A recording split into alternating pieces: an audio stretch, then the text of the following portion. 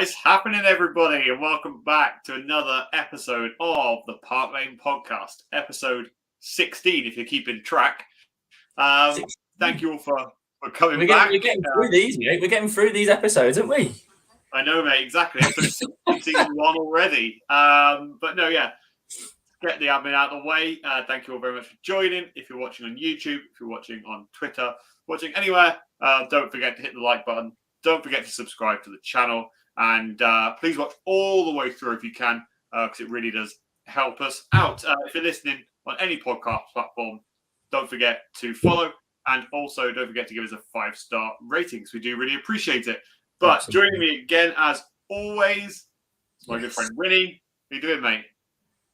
Do you know what? Like, I was just looking through the games that have been since the last pod, and once again, we've just got so much to talk about, and I'm actually quite excited to talk about it, because we're getting to that end of that, the end of the tournament, so to speak, where the games, they become a bit more serious, don't they? Because previous pods we've talked about, we've got games that not meaningless, because every game in a major tournament has a meaning, but a group game where someone can afford to go and lose and stuff like that. So yeah, we've got a lot to talk about.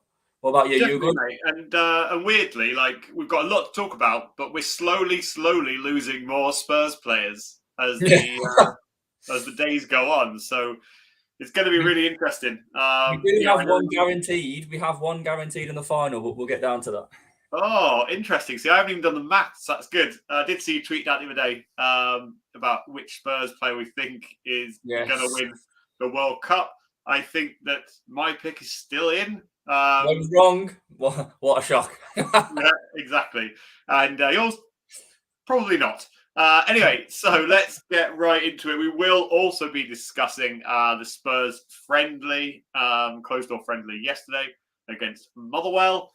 So let's crack into the World Cup roundup to start with. We'll start with Argentina versus Australia, which was a knockout game. And, the game finished 2-1. Messi again. Do you know what? I'm getting a little bit sick of Messi, to be honest. Like, I watched and listened on the radio yesterday while I was in the gym to the Argentina game last night. And it was just like everybody like pouring over Messi. Yeah. And like, I think at one point I handled the ball. Anyway, I will talk about that game later. But so he had a good game again.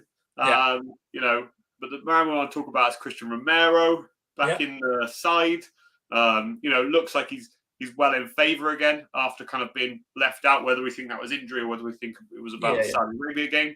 But the Australians had a little rally towards the end, didn't they? And, I think they put in the end their centre-back up front. You've got to go for it, yeah. There's literally nothing more you can do. You've got to go for it in a knockout game. But I mean, they had a chance right at the end, and I don't know the player's name, but it's the one that I think he's signed for Newcastle, but they haven't seen him feature yet.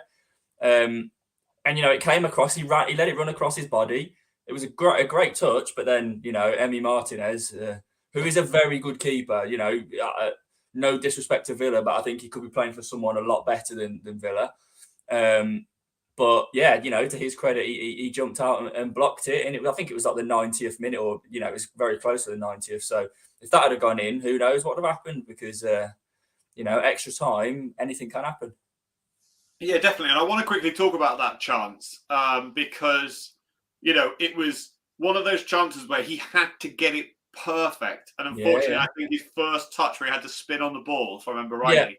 Just, kind of got caught underneath his feet, and, it is what it is. But a very good segue, because I was going to talk about this later, but I'll talk about it right now instead. Okay. And that is that man, Emi Martinez. Mm-hmm. Now, there will be, a few people will have seen rumours throughout the week about Spurs and about they believe that Jordan Pickford, whether we believe it or not, is, going to be the future Spurs goalkeeper. If you're asking me right now, would much rather, and forget about his Arsenal connections, because he barely ever played for Arsenal, is Emi Martinez. I would much prefer in goal at Spurs. And I think he would be a great purchase. I think he spent 10 years at Arsenal and barely played. Yeah. And I don't think he'd have any issues playing for Spurs due to, do you really have a deep connection to Arsenal after being treated the way he was? And to be honest, the Arsenal fans dislike him now. Yeah.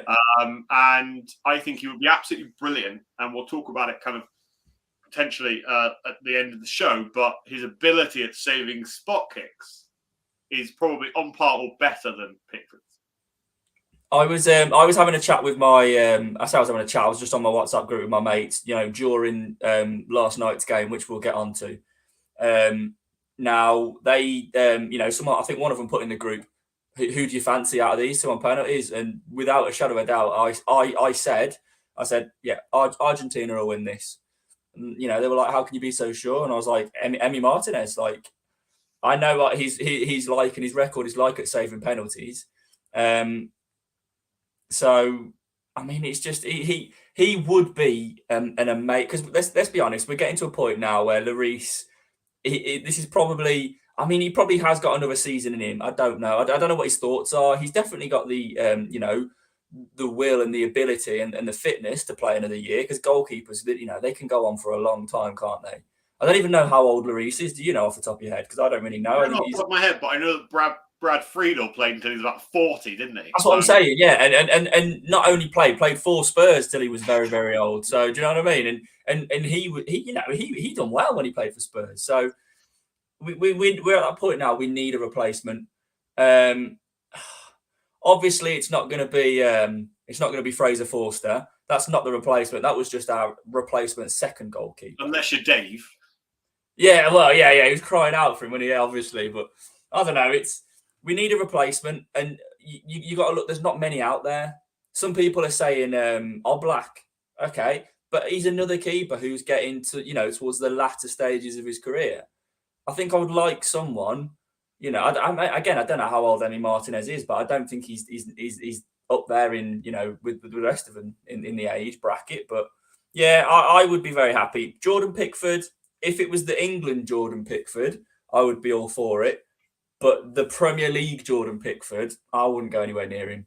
Let's put it that way. Well, Emi Martinez is 30. Oh, really? Okay. But I mean, I suppose that's still young-ish for a goalkeeper, isn't it? Really? Yeah, definitely. I think they kind of come into their prime, because if we look at Jordan Pickford, he's 28. Right. Okay. So I think that rather than when you look at kind of midfielders, strikers, they kind of come into their prime, kind of 20s, early 20s. That's when you'll see the best out of them.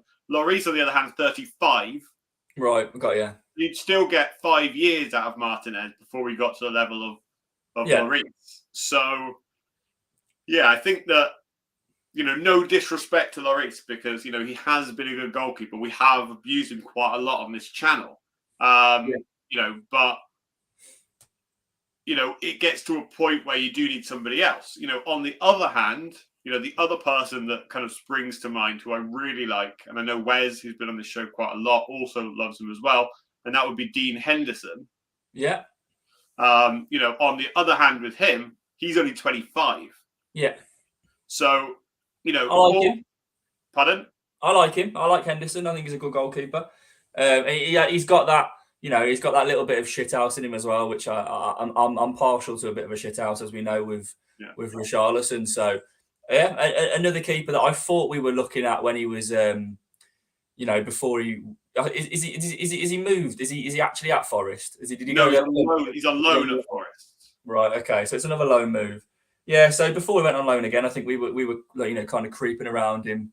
But I think it was when we wasn't really sure what Lloris's plans were, and now we're at a point where we're like, I think we know Lloris is coming to the end of it. And if I'm honest, I think Lloris is he'll want to finish his career in France anyway. I've just got a feeling, that's kind of what keepers do, or what players do in general. They go back to old clubs and stuff. So I think that's where he'll want to finish his career. So yeah, there's another one, the Leeds goalkeeper, Meslier, or whatever his name, how you pronounce it. Yeah, that's the one. He's another one. He's younger, isn't he? Yeah. I like him. I think he's a good goalkeeper, and I think he would suit Spurs. But again, we'd have to try and test his resolve. And I don't think again, no disrespect to Leeds, but if you're a Leeds goalkeeper and Spurs come knocking and say, look, we plan for you to be our number one, you'd go. Let's be honest. Well, unless he hates Spurs, obviously. But I don't know. I don't know why he would, but you never know. What's well, so could keep that French connection. Yeah, well, that's what I'm saying. So it's I think it would be. I think he would be a good. But I mean, there's not a great pool of goalkeepers to choose from. So it'll be interesting to see. Yeah, definitely not. My only worry for him, and then we'll move on to France themselves, is that he may be just slightly too young. Yeah, there is that. Yeah, you'd kind of you'd kind of want him to come in under Lloris's wing for maybe 2 or 3 years before he was ready to step up. So I mean, we still could do that. We've just said Lloris has probably still got, we could get another 5 years out of him. We won't do, but we could easily get another 2 or 3 years out of him if we wanted to. So that could be a little project. We could get that Meslier in and work with him under Lloris's wing and almost create like a little protege, so to speak. So maybe that's what we'll do. I don't know. Yeah, interesting, mate, definitely. But let's move on to France and Lloris. And they played their first knockout game against Poland. Now, I have a really good friend of mine who is Polish, lives in Poland, and we were talking before the game. And, he always follows Spurs for me, and I always follow his Polish team. And, we kind of got each other's backs. And before the game, I was like, do you know who Poland would face if they beat France? And he was like, who? And I was like, England. And he was so buzzing for it, but he had literally I think before the game, Poland were 9-1 to beat France. They were massively outsiders, weren't they? Let's be honest. Trash, aren't they? Poland in the nicest sense. Even he says that. The only player really that they've got that's top quality at the moment is Lewandowski, and he's only ever scored one World Cup goal, and that was this year. That's some stat, that, isn't it? I mean, for Poland, so it's outrageous, really. But anyway, so they lost 3-1. Again, they had a penalty really late on. Whatever he was doing, I don't know if you saw that penalty the first, because it was retaken in the end. But the first one was so bad. I didn't actually see it, to be honest. So what was it? A penalty for who? What was it? No, I think not the decision wasn't bad. The actual penalty was so bad. Oh, was it? Was it? Yeah, he kind of galloped, but that. Stuttered, and then he just rolled the ball, and Lloris kind of just saved it. I really hate that. It's almost like the Jorginho penalty, that one really, really pisses me off.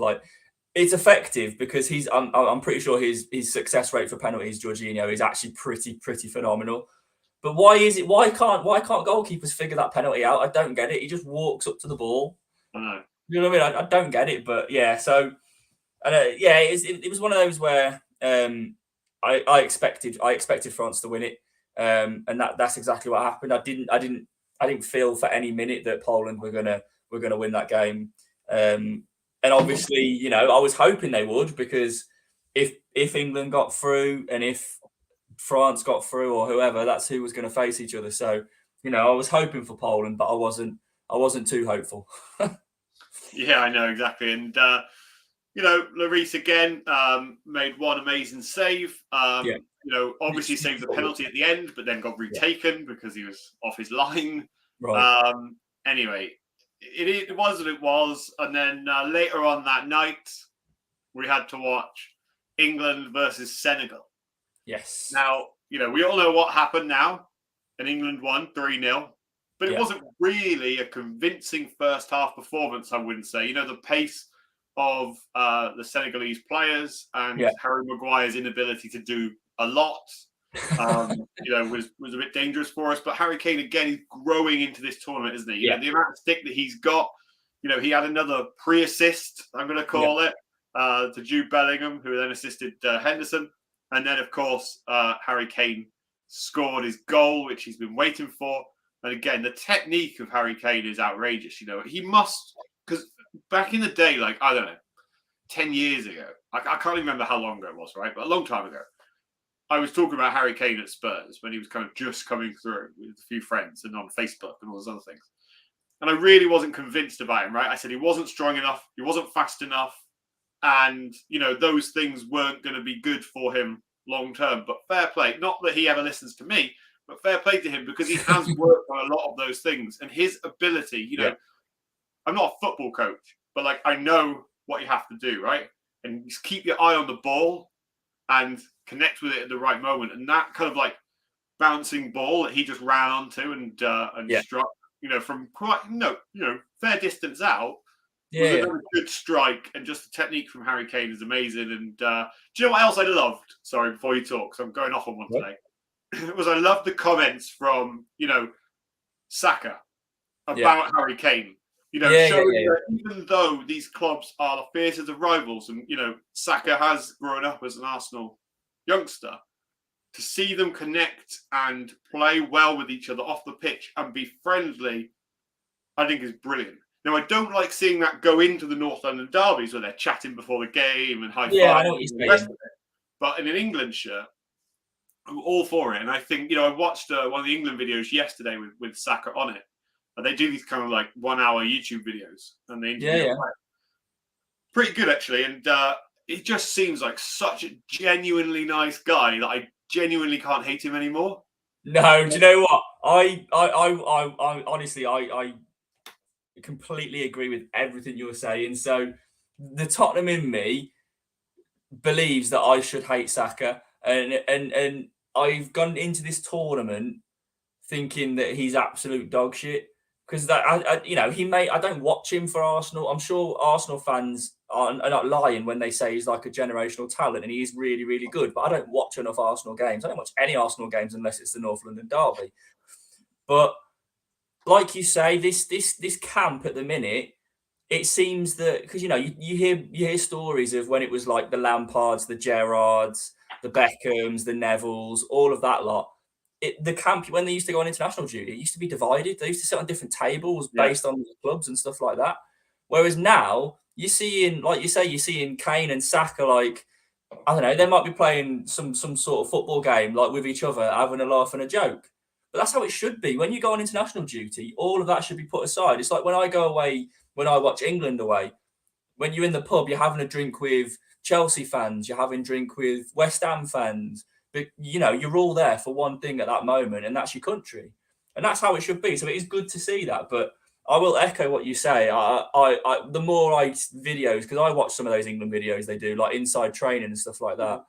The more I see of Saka, like you say, I think he's a very, a well-grounded because he's young, a young bloke, who probably will turn out to be a very, very, very good footballer. And like you say, as it's going on, I'm struggling to hate him because, he's coming out with these, while all the commentators and all the pundits are slating Harry Kane, we've got an Arsenal player coming out in the media, completely going against him, saying like he is unbelievable. He is such an amazing player. So it is good to see that.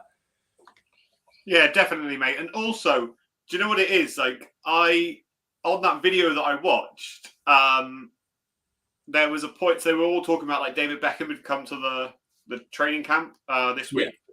And, the guy who's interviewing, so it's like kind of like a one-on-one interview, and it's quite good. So if you haven't checked it out, have a look on the England YouTube channel. Not that they need any more subscribers, but anyway. And there was a point, and they showed a video of him because they asked him, like, did he go and speak to David Beckham? And David Beckham they showed this little clip, and he was talking to somebody, and Saka and all the England players like walked up to him, high five, like, hugged David Beckham. Yeah. Saka walked up to him and said, like, "Oh, I'm really sorry to interrupt you. Like, any chance I can get a picture with you?" And like, I just genuinely thought, like, what a nice human being. Like, he has the humility and has the kind of maturity about him to be, respectful and to just kind of ask, if he had 5 minutes to take a picture with him. And I just thought it was brilliant. So anyway, enough Saka love on this channel. Yeah. We're going to start losing subscribers at this, right? Exactly, yeah, because England did win 3-0 in the end. Yeah. Was a convincing win in the end. And we stroll through to the quarterfinals, which is tonight. Yes. If you're watching on a Saturday, against France. If you're watching in the future, then don't tell us the score. But so it's going to be exciting. We will get onto that game at the very end. But let's carry on with more Spurs players, because there is Spurs players still in. And one of them is Ivan Perisic. Yes. And he played again in a 1-1 draw with Japan for Croatia. Croatia is slowly growing into this tournament, as they do. Went all the way to penalty shootout. I thought they'd get beaten by Japan. All the way to the penalty shootout. And the trusty Croatians won it again. They're just this team that just always seem to be there, whether it's a World Cup, whether it's a Euros. We've talked about it before. Modric aside, who is so I could watch him all day. Like what he can do with the ball is just insane. Modric aside, you look at them; they don't really have any. I would probably would I put Ivan Perisic in that world class bracket? Maybe, I don't know. Maybe a couple of years ago, he's getting towards the end of his career now. Maybe he's just out of that world class bracket. Maybe he's still in it. I don't really know. I haven't really seen enough of him in a Spurs shirt to warrant that yet. But they're this team that just grind results out, and I did. It's just like yourself. I did expect Japan because they were like the surprise package of this tournament. I expected Japan's energy, and because we've got older players in that squad. They're still. I mean, Lovren. I don't think Lovren's young anymore. No. Modric, Perisic. They've got a very aging squad. So I expected, the energy and all of that of Japan, what they bring, to be too much for them. But get it down to penalties, and anything can happen on a penalty shootout. But Ivan Perisic coming up with the goods. So I'd like to see more of that in a Spurs shirt. But again, he plays further forward for Croatia, so that's the problem. And I mean, we tried him further forward when we had no other strikers, and I mean, he didn't score, but he had a good impact on the game. So yeah, and talking about good impacts, Richarlison is having a I don't want to spoil it, but everyone knows what's happened. Had a great World Cup in reality for Brazil. Proved a lot of people wrong. With his ability in a Brazil shirt. Yeah. And they absolutely trounced Heung-min Son, South Korea. And the scoreline was 4-1, but they were about 4-0 up after half an hour or something. Yeah, it was. I feared the worst, if I'm honest, for them. Yeah, they kind of played their best football of the whole tournament in that game. And Richarlison again had a lovely time, great team goal, and great finish. Brazil were just incredible in that game. Son again really, really struggled in this tournament. I don't know if it's the lack of depth and quality in the South Korean side, whether they just had a difficult group, or whether it's just too much for him to carry a nation on his shoulders. But look, they made the knockouts, and Brazil strolled through. I think the Son business, I think it's a mixture of everything. Going into that tournament, he's carrying South Korea on his shoulders. It's as simple as that. Like you said about the depth and quality just isn't there. I mean, he is their only world-class player that you could look at, and this is no disrespect to him. You could look at them and go, "Oh yeah, I know him. He plays for." Do you know what I mean? That's just what you get in this tournament, and it's great that they got there in the first place. But a mixture of that, a mixture of he's actually out of form. Pre-tournament, it's not as if he was going into it in amazing form. Added on to that, he was also coming off the back of an injury. I also read somewhere that he didn't want to take. There was something that he could have took that could have completely took the pain away, but he didn't want to take it on the grounds of the whole doping thing. He didn't want to fail any drugs tests, which is that's just Sonny, isn't it? So he was battling through pain as well as anything else. So you put all of that together, the pressure. It's if you put all that stuff together, it's not going to go well. I mean, if I'm honest, I didn't expect him to have a great tournament purely because of how crappy he's been for Spurs. But this is Sonny. He has flashes of brilliance, but we just didn't get to see it really. Yeah, definitely not. It's a real shame. But I want to talk a little bit about Richarlison now, and I want to talk about what you would think about Spurs playing a 4-2-3-1 formation. Okay, now let me explain it to you. Right, so we have Romero, Dyer, Perisic, whoever on the right side. Then we have Højbjerg and Bentancur. Then we have a three of Son, Kane, Kulusevski, with Richarlison playing in front. What are Yeah. your thoughts on that and allowing Harry Kane to drop further back and play in that 10 role and kind of dictate play from there? Because everyone's calling out for this creative midfielder. Yeah. And everybody forgets the best passer of the ball at Spurs is Harry Kane. We've said it before. If only Harry Kane could get on the end of Harry Kane's like passes and crosses, we'd win the league. It's as simple as that, because he is such a great playmaker, but also the problem is, you almost this is the debate. What we're trying to get into here with this formation is by dropping Harry Kane into a deeper position, you lose someone so phenomenal up there to score it. Arguments, are, do we have someone that can do it? I think we do. That formation, I think I've seen that formation on Twitter. I think someone retweeted it and said, "Why don't take it away from me? Like it's not my thoughts, mate." It could be. I don't. I'm just saying I saw something very similar on Twitter. So yeah, no. Do you know what? Like, yes, all for it.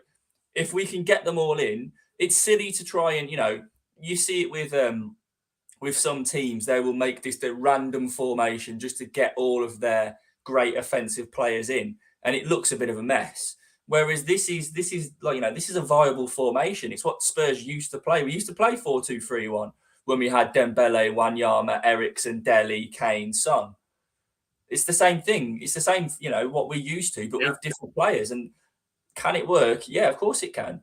I mean, I would love to see Kane drop deep, but like we said, the argument is we've got no one to replace him. Well, Richarlison this tournament has proved that he can do it. He's doing it on the big stage for his country. So, do you know what? Let's get it in there. Do you believe in that formation, or did you just wanted a debate, or what do you think?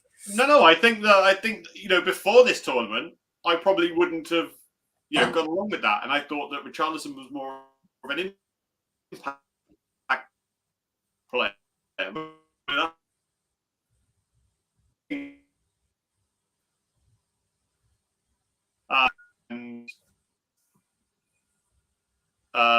Sorry, Casemiro, Neymar.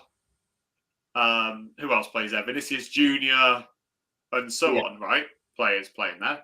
But he has shown he can hold his own in a Brazil team. So why the hell not? And why can't he play as a main striker for Spurs? When we signed him, we were going for Gabriel Jesus, or we were going for Richarlison. Those were the two. We was also looking at Rafinha as well. We obviously just fancied a bit of Brazilian flair at Hotspur Way. It's just, whatever reason someone thought, you know what? We need Brazilians. That's what we do. And they've just gone they've looked at the Brazil squad and gone, yeah, we'll go for him, and him. If I'm not just saying this, Richarlison was the one out of the three that I wanted, because I think he just offers so much. If we're talking about finishing wise, Gabriel Jesus is up there in terms of with Richarlison. There isn't much between them, but I think what Richarlison offers, other than Gabriel Jesus and Rafinha, like Rafinha is just pure tricks. That's what he's all about. He's on about getting the ball down and beating a player. So Richarlison was the one that I wanted out of the three. And do I think he can play as the lead striker for Tottenham? Yeah, 100%.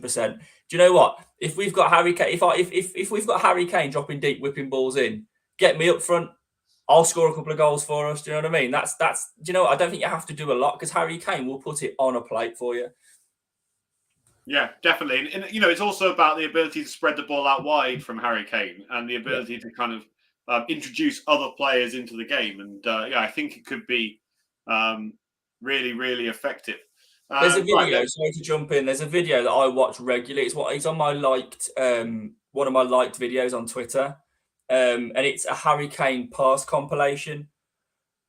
Honestly, that geezer is just phenomenal. Like, I've seen one before, and I remember watching the game live. I can't remember who it was against. I can't remember what, it might have been someone like Swansea away, something like that. And the ball has come to him and he's hit it on the bounce with like the outside of his foot and got a bit of fade on it. And it's just gone straight to someone's foot. And I was in awe. I was so excited. It sounds silly, but I watched it and I was like, this is unbelievable. Like, I want more of this. But yeah, he's phenomenal. He's literally got everything. And the day he leaves, if he does, will be a very sad day. Oh, I bless know. you. Maybe Anyway. I'm when I play football, I'm a striker. So my idols through Spurs, my first idol was Robbie Keane. And now I'm looking at it, I say I'm 30. You should know, you're never too old to have an idol, I suppose. But No. through footballing terms, it was Robbie Keane. And then it went on to Bale from then, but that was because he's left-footed, I'm left-footed. That kind of, you kind of compare it to yourself. So, sounds silly, but and then when the resurgence of Harry Kane come onto the scene, I was like, whoa, this guy. And then, from there, he's just pushed on. So we'll see what happens. Yeah, he's outrageous, Harry Kane. So let's move on to another Brazil game, which happened yesterday. Yes. And that was Croatia won, Brazil won. Yeah. Went all the way to a penalty shootout. And Justy Croats came through again and knocked Brazil out of the World Cup. So Wynnie, who said Richie would win the World Cup, is completely wrong. That's not like me to be wrong, is it? No, exactly. I think I will say, actually, to counter your argument there, we was going to clip it and put it in, wasn't we? My shock of the round of 16. I said the only shock I can see is Morocco to beat Spain. Lo and behold, Morocco beat Spain. So I'm going to take a lot of credit for that one. Yeah, trying to clutch straws is probably what comes to my mind. But yeah, so let's talk a little bit about that game. So again, Richie again looked to be involved in some good play for Spurs. It's just crazy, isn't it? Neymar choosing to be the fifth penalty taker hero, but it never got to him.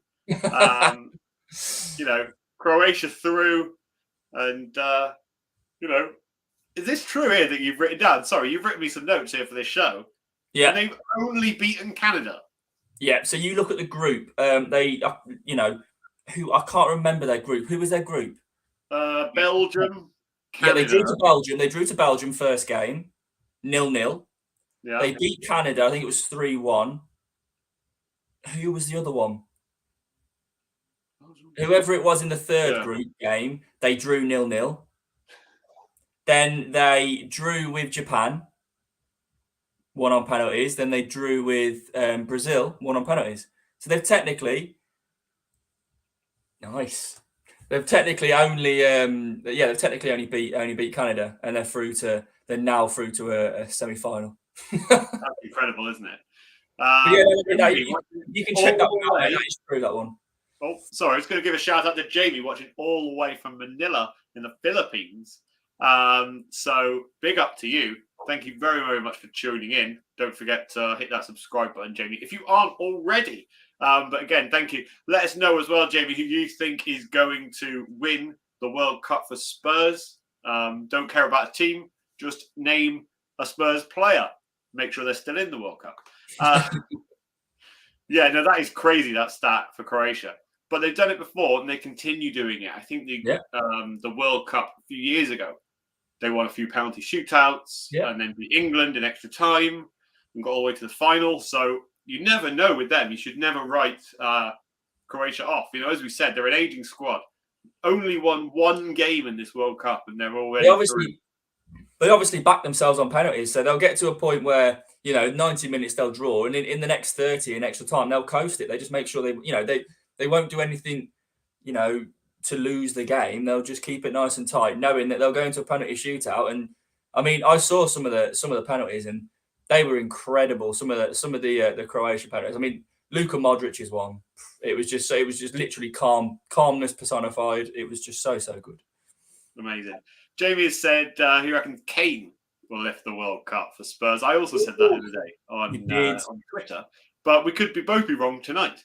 And Jamie's also said check out Spurs Asian TV with him and Eugene. Definitely will, mate. So if any of our followers are watching, don't forget to also go and check out Jamie's channel as well. we will straight after this show, Jamie, go and give you a sub and wish you all the best with your channel. So let's move on to the final game. Before tonight and today's games. Yeah. Netherlands 2, Argentina 2. Again, the game of the tournament. Huh? The game of the tournament by far. My God, I was in the gym last night listening to it on the radio. Yeah. And then I was in the car driving somewhere. And, at 70 odd minutes, and Argentina went 2-0 up. And you thought, this is done. This is dusty. Yeah. And you know what? Van Gaal has had a lot of stick in this tournament because Netherlands are so boring. And they are boring. But did he get his just desserts in this game? He went bold and decided, you know what? I'm going to stick the big boys on. Yeah. Luke de Jong, Weghorst, and so on. And, Weghorst got both the goals, if I remember rightly. It looked like they were back in it. And you thought, right, maybe the tide has turned. But there's a load of shithousery that happened in this game, right? So you've got Van Gaal, apparently, according to Emi Martinez, was saying if it goes to penalties, we will win. Yeah. The penalties, we'll have the advantage. You then have Emi Martinez afterwards. I don't know if you've seen that interview where he just absolutely rips into Van Gaal. Yeah. We got Van Gaal before all this, telling the Dutch journalists to go home if they're not, excited by the Dutch football. Martinez was ripping into the ref as well. He was giving the ref a lot of stick, wasn't he? So that's a dangerous thing to do, by the way. Yeah, so who knows? But maybe he did get his just desserts on that. But Romero played about 80 minutes in that game. I don't know why they took him off. I mean, well, I know why, because they thought the game was done. That's why they done it. And that just shows that football, it's never over until it's over. Because we've seen, I've seen countless teams do it. They'll get to 85 minutes and they'll start resting players. Get in. We need all the subs we can get. So they'll start resting players, and like you said, this is especially tournament football, because in Premier League, teams go for it, but if you're 1-0 down, and you probably won't go for it as much as a knockout World Cup game where you've got no choice but to go for it. And I mean, did you see any of the goals at all?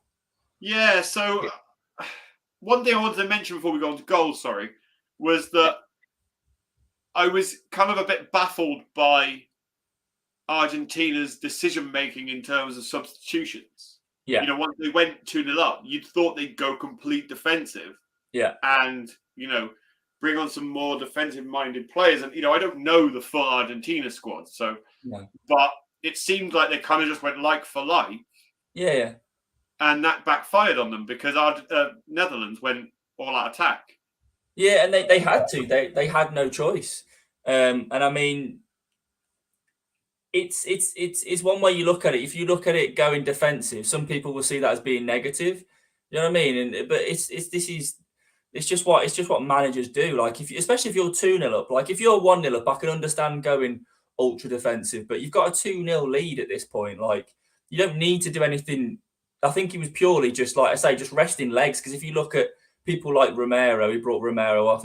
Let's be honest, he probably thought Romero was going to get sent off. We know what Romero's like, especially in a game that was getting so heated as well. And Romero was already on a booking. What I will say, I think there was a record amount of bookings in that game. I remember seeing it. I don't know if it's a World Cup record or what kind of, whether it's an international record. I doubt it's as far as that. But there was 16 yellow cards. Wow. And I'm pretty... Yeah, honestly, do you know what? Let me have a quick look. Sorry. Mate, you know what? I was talking about this at the start. Sorry. Quickly give a shout out to Jamie because he subscribed. Don't worry, I've also just subscribed to you as well. So sharing that love, as he said. He's an Enfield boy, even though he's in the Philippines. And Eugene, who does a show with, is a North London lad in Malaysia. So loving that, loving spreading the Spurs love all around the globe. So I wanted to talk about Lionel Messi. So there was a point in which he handled the ball, and a previous player had been for Netherlands had been yellow carded for it. Yeah, he didn't get a yellow card. Then he fouls a player, doesn't get a yellow card, and that's what makes me feel a bit sick about all this loving over Messi. That somehow he does get special treatment. So I don't know if I agree with Martinez's comments about the ref. No, I mean Messi eventually did get booked in the 90 plus 10, ironically, was the free kick that they scored from. They scored their second goal from. So he got booked and also cost his team. It didn't cost his team in the end, but cost his team, a win within normal time. So, but yeah, no, I've just checked it out. So 1, 2, 1, 2, 3, 4, 5, 6, 7, 8, 9, 10, 11, 12, 13, This is 14, counting with Wynnie.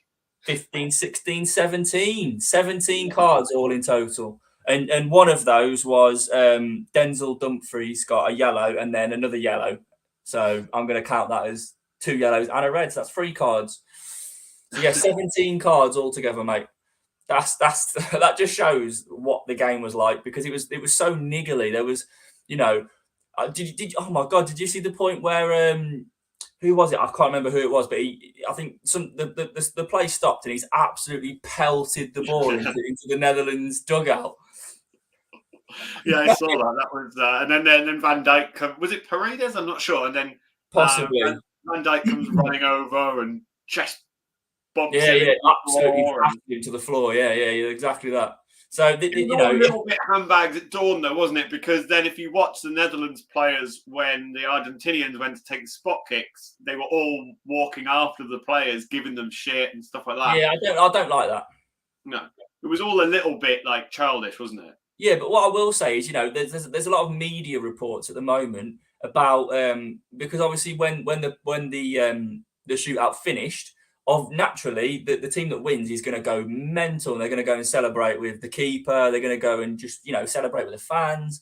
As they were running over, it was Otamendi, I think, in particular, was giving the Netherlands players like a load of shit and pulling faces and doing all this, all that to them. And they're getting a lot of, especially him. They're getting a lot of bad reports saying, it's not. You don't want to see this in the game. But like you said, prior to the result of the penalty shootout, every single taker, the Netherlands players were going up to him and trying to put them off, and you know what I mean. Just let the shootout play out as it plays out. You don't need to do that. So I quite like what Argentina did afterwards, because like you say, you get your just desserts if you're trying to put players off. When they win, they've answered all the questions they've tried to give. So I'm all for it. But it was a good game. It was a true if you want to watch international football and high end, top tournament football, that was a great advocate for it, because it had everything. Yeah. Argentina are shithouse FC though, aren't they? Really. So it was kind of a bit of 6 of one, half a dozen of the other. But anyway, let's move on to today's game. So we'll really quickly talk about England versus France. Wow. Do you believe that England can beat France? Yes. And all this talk, I don't really like it. Again, all this talk about Kylian Mbappe. That is a major part of that French team. But we forget about Olivier Giroud. We forget about Theo Hernandez. We forget about Dembele. We forget about Hugo Lloris in goal. We forget about a lot of these French players who are outstanding. My only worry is that front line for France.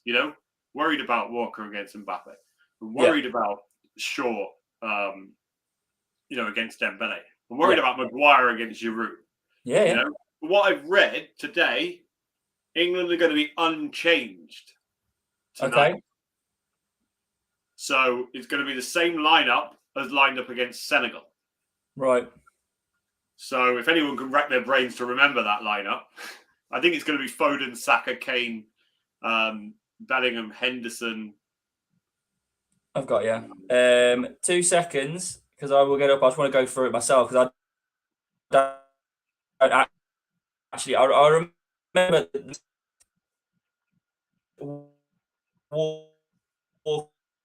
Walker,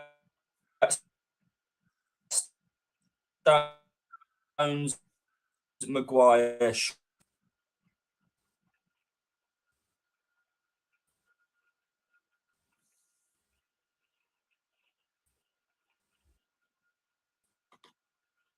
Oh, Wynnie may have some connection issues. So while that's continuing, I'll bring him back in a few minutes, and we'll go through that team. So I think from what I remember, it was he's back. It was what was it? Shaw, Maguire, Stones, Walker.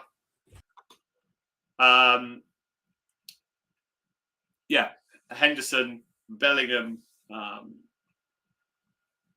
Rice, and then Saka, Kane, Foden. Anyway, so it's going to be a really interesting game tonight, and whether England do triumph or not, only time will tell. But just jump back in with Jamie, who said so many upsets this tournament. Why not us turning over France? Well, what's quite interesting, really, Jamie, is England turning over France an upset? That's the real question, isn't it, Wynnie? Is England turning over France an upset, or is that a game that you would expect us to win?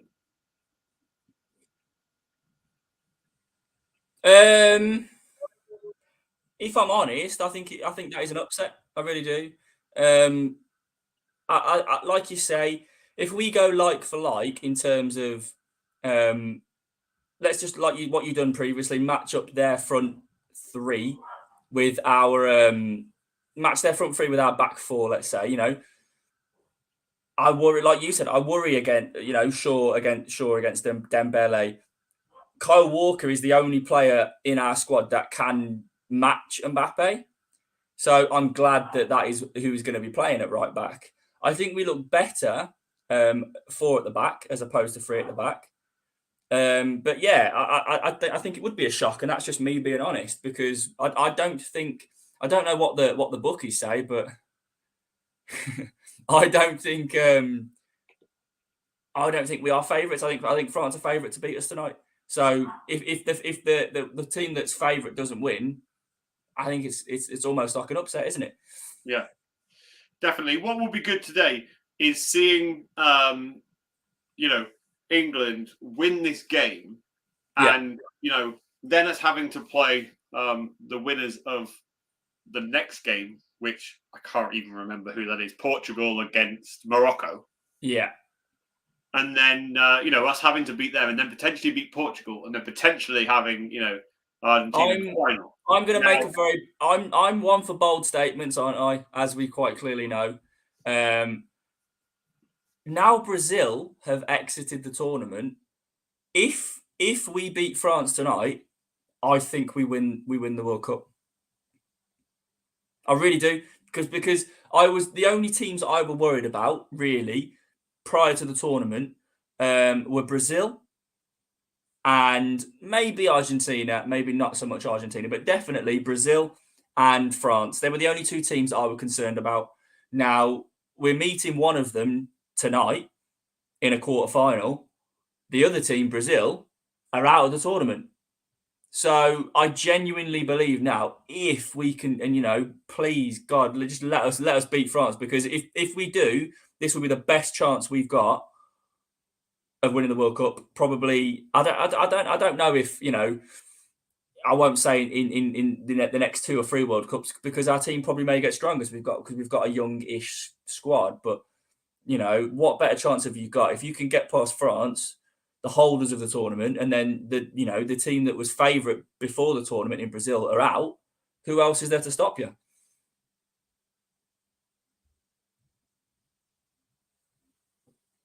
Well, it's going to be interesting. I don't know if I've tempted fate, but so I won't be on next week's show, as I'm going down to visit my family before Christmas, and I've booked a table in a pub for the final with one of my best mates, and that's weird. What do you want to book a table for France versus Argentina for? No, exactly. Yeah, it cost us fucking 20 quid as well to book it, so we got to go regardless of who's playing. So it is what it is. But I just I want England tonight to put all of those doubters to bed, and really give a good performance. And turn over France, and say, we are here. We are a team that can win this World Cup, and we're confident about doing that. And we've got Harry Maguire at centre back. So yeah, it's going to be really, really interesting, and we will be previewing the World Cup final on next week's show, as the final is next Sunday. So yeah, and we may even have a special guest. So if you're interested in being a guest on the show for next week, don't forget to get in touch.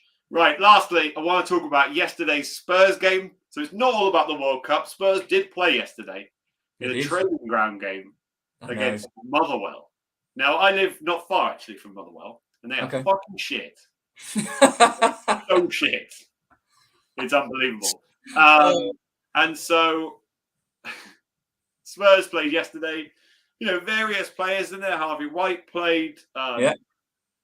Jed Spence played, but also Kulusevski, Hill, Doherty. Spurs ended up winning 4-0 with 2 goals from Matt Doherty, 1 goal from Kulusevski, and 1 from Brian Hill. And the only dodgy moment was a time when the goalkeeper tried to get it past the Spurs goalkeeper tried to get it past I think it was Whiteman. Yeah, and the striker blocked it and it nearly went in. Yeah. Squeaky bum time, but the screen was absolute trash because obviously it's a training ground. But I quite enjoyed seeing Spurs back. It was quite a good watch. It was just before as well. It finished just in time for the 3:00 kickoff yesterday. So it was nice to see those players getting a run out, because what we forget about is those players playing in the World Cup will be tired, but they've got continuous match experience rather than not. And we do have another game. Pre-season, I want to call it, right? At the Spurs stadium. Yeah. So I can't even remember who we're playing. Nice. Oh, that'd be nice for everyone, wouldn't it? Hey. Okay. One of us had to do it. Exactly. Yeah, it probably wasn't you with the dad jokes, to be honest. Anyway, so it's good to see the players getting performance in, isn't it? And it's also nice to see players who usually don't play. What was interesting in that game was the right hand side link up with between Kulusevski and Jed Spence. So Jed Spence is someone who, some Spurs, I think more Spurs fans now are crying out for him more than they were when we first signed him, because I think we signed him knowing that he was going to be one for the future.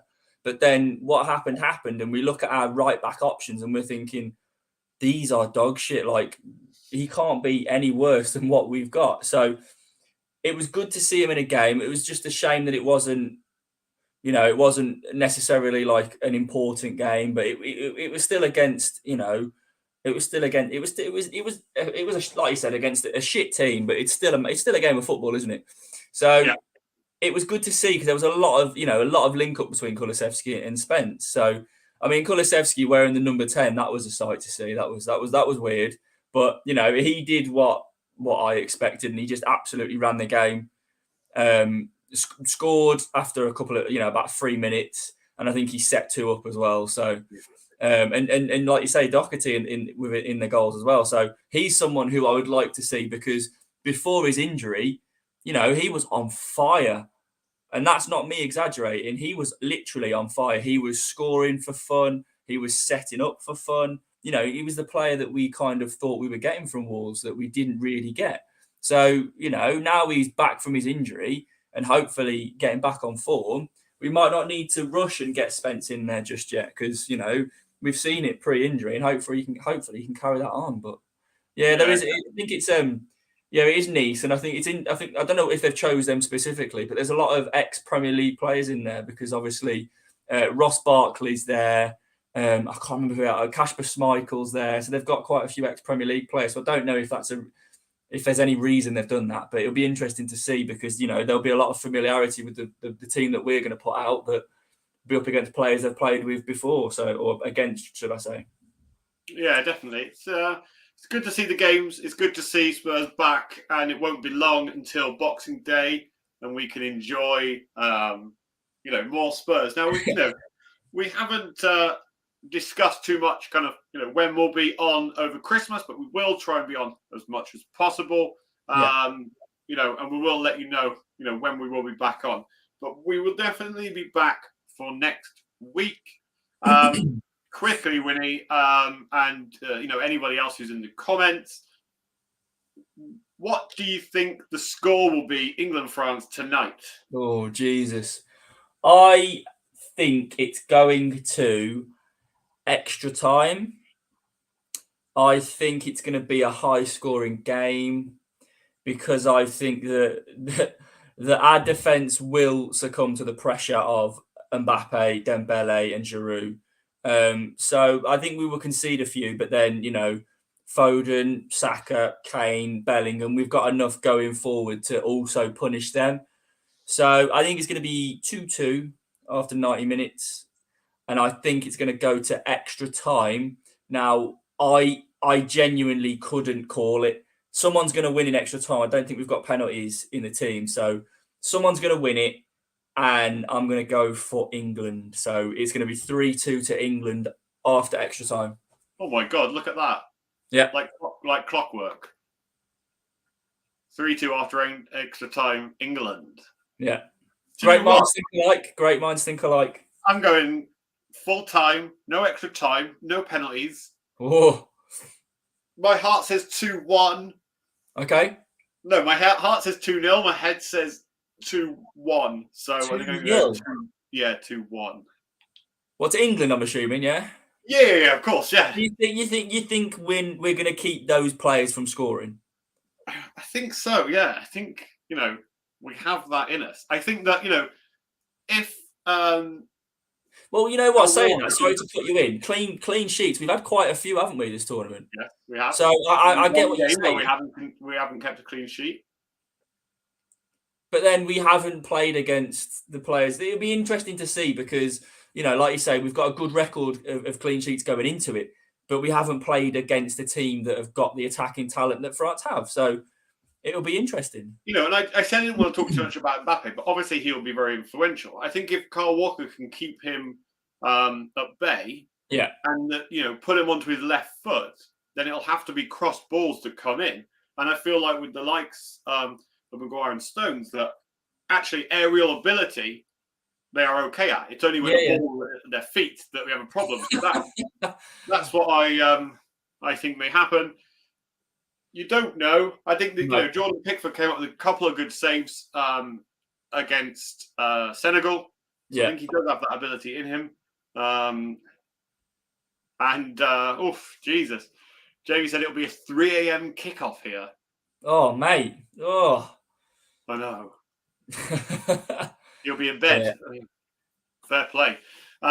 Anyway, that kind of draws us to an end. Again, we'll be back next week, next Saturday, 11 o'clock. So, or whatever time it is in the Philippines for Jamie. But yeah, we'll be back next week. And, if you're new to the channel, don't forget to subscribe. Do not forget to like this video either. If you're watching it in the future, do not forget to watch all the way through and get your comments in the comment section. If you're listening on any podcast platform, don't forget to follow and give us a 5-star rating. But Wynnie, thank you again for coming on and doing absolute bits. How can everybody find you? Wynnie 1991 on Twitter, but obviously don't forget to to interact with the Park Lane Pod Twitter. Trying to get a few things out there, trying to create some talking points and getting everyone involved. So just go in there, check it out, and talk to us. And who knows, if you fancy it, come on the show one day. Exactly that. And, if you want to follow me, you can also at Luke_Park Lane. But as Wynnie said, more importantly, across all social media, it's at Park Lane Pod. Interact with the show. We never say no to anybody that wants to come on and have a chat with us. So if you're new to podcasting, you're an experienced podcaster, you just want to talk about Spurs, if you've got a camera and you want to chat, let's have you on. Mate, let's not forget, I started doing this like a couple of months ago.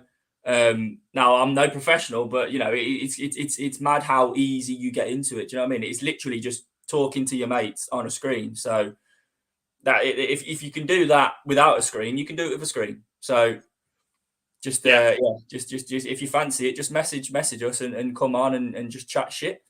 That's what we do. Exactly. That's exactly what we do. Hopefully we'll be back next week with England in a final at that point. So who knows? It's a lot to ask, but I've got faith in the boys. There's like you say, there's a lot to happen before that. Tonight aside, and then we've still got to have to brush aside a semi-final. So there's a lot of football to be played, mate. So we'll see. Let's start with tonight. I think, you know what? I'm starting to sweat. I think the nerves are starting to kick in now. I don't really get nervous for England games. I get nervous for every Spurs game, even if, regardless of the opponent or whatever it is. But England, not so much. But I'm starting to sweat, mate. So I must be getting nervous. Exactly. Well, I hope you all enjoy the game wherever it is. I hope you're staying safe wherever you are. And again, don't forget to watch the video. Don't forget to like. Don't forget to subscribe. And as we always say, come on, England.